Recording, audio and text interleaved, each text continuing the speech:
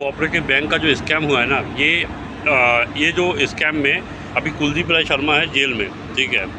और ये जल्दी बाहर आने वाला है नहीं, ठीक है। और जितना भी पैसा अंडमान निकोबार का पब्लिक का मतलब फंसा है, सबसे ज़्यादा आप देखिएगा जो बंगाली कम्युनिटी है, नॉर्थ एंड मिडिल अंडमान में रहता है, सुपारी का बिजनेस करता है, सुपारी बेचता है, साग सब्जी बेचता है, फसल बेचता है, चावल बेचता है, ये लोग का पैसा सब फंसा पड़ा है।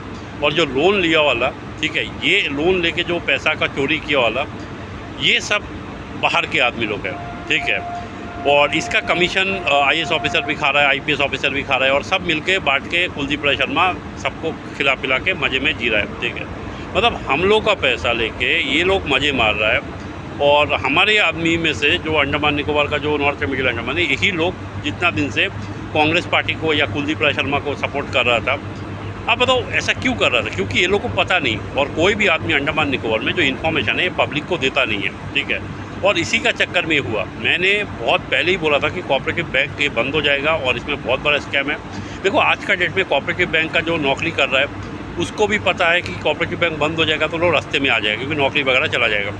जैसा बीएसएनएल बंद हो गया, एमटीएनएल बंद हो गया, उसी तरह अभी क्या है कि जितना भी आदमी का पैसा उसमें फंसा हुआ है, देखो पैसा बैंक कैसे चलता है, कोई आप जब डिपॉजिट रखते हो बैंक में, वो पैसा किसी को लोन में देके बैंक इंटरेस्ट खाता है, ठीक है। वो इंटरेस्ट से बैंक चलता है, क्योंकि एक बैंक चलाना मतलब एक रूम की रेंट में लेना, उसको एटीएम रेंट में लेना, उसमें एटीएम का फीस वगैरह देना, उसमें सैलरी देना जो काम कर रहा है, तो ये सब चीज़ चार्जेस है, ठीक है।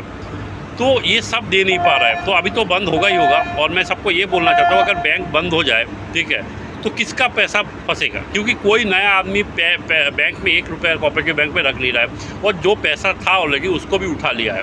और जितना जन ने सोचो 500 करोड़ का आदमी लोगों ने जिसको लोन दिया था, वो लोन का पैसा भी वापस नहीं कर रहा है। तो बैंक बंद होने से और कुछ ही टाइम बाकी है कम्प्लीटली शटडाउन होने में, ठीक है। और जितना भी कुलदीप राय शर्मा है, देखो वो अभी जेल से बाहर आने वाला है नहीं, ठीक है। और जितना भी उसको सिर्फ उसको क्यों, देखो उसका जितना भी प्रॉपर्टी है वो भी जब्त करना चाहिए, लेकिन गवर्नमेंट कुछ भी नहीं कर रहा है, ठीक है। क्यों नहीं कर रहा है? क्योंकि देखो सबको पता है कि बीजेपी पार्टी, कांग्रेस पार्टी और हो या बीजेपी पार्टी, वो सब चोर है। कांग्रेस पार्टी का क्या था, वो 10 रुपये हम खाएंगे, आपको 2 रुपये खिलाएंगे। बीजेपी पार्टी का 10 का 10 ही ले लो, और चाहे तो कपड़े भी ले लो खोल के, ठीक है। अभी क्या कर रहा है, वो ये सोच रहा है कि जितना भी कोऑपरेटिव बैंक का स्कैम हुआ है, इसमें जितना भी पैसा कुलदीप राय शर्मा मारा है, उसमें से 50% बीजेपी पार्टी में चले जाए एज ए डोनेशन।